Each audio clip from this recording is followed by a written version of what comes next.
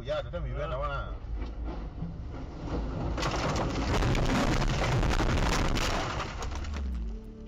It looks like the man in the black car was okay. Our driver and passenger checked with each other. One of them hit their head, but they felt all right. From what we can gather, this crash happened as cars were exiting the Kranji Expressway in Singapore. There were 10 vehicles involved, with some drivers getting it worse than others. One car even had 3 children in the back. Thankfully, everyone walked away without any significant injuries.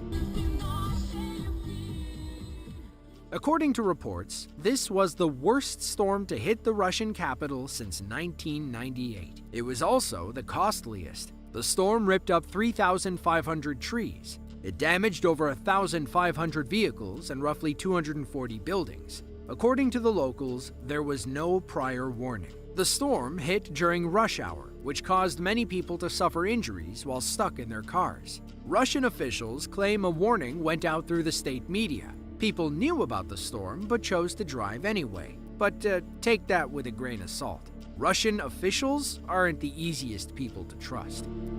April 22nd of 2012, thousands of Yorba Linda locals lost power when a freak explosion happened underground. An officer was parked off the road when he saw a small explosion near the intersection of Fairmont and Yorba Linda Boulevard.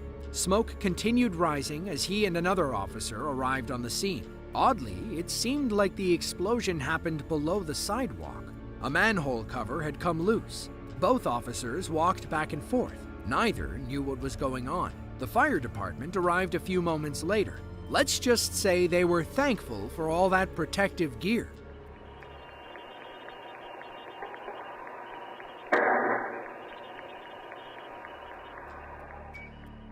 Thankfully, both firefighters survived the ordeal. One man walked it off, while the other was tossed 10 feet into the brush. Everyone went to check on him, but the ground had another surprise in store.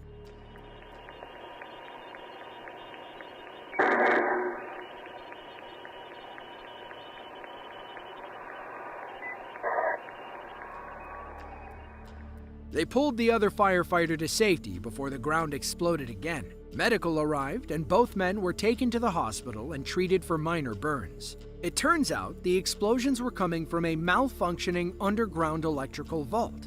Once the power company was made aware, they stopped the electrical flow so crews could get down and repair everything. The power came back later that night. As for our 2 firefighters, well, they'll never look at